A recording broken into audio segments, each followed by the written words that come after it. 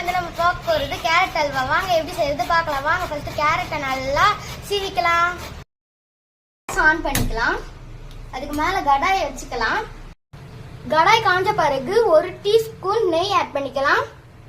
கேரட்டை திருவின கேரட்டை வந்து இதுல போட்டுக்கலாம்.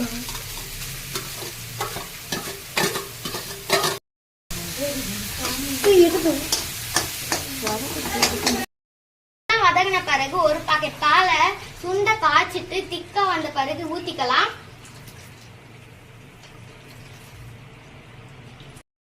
வந்த பிறகு ஏலக்காய் சேர்த்துக்கலாம்.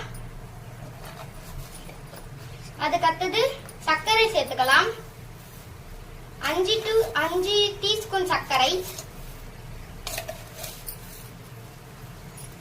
இப்ப நல்லா கை விடாம கிண்டிக்கலாம்.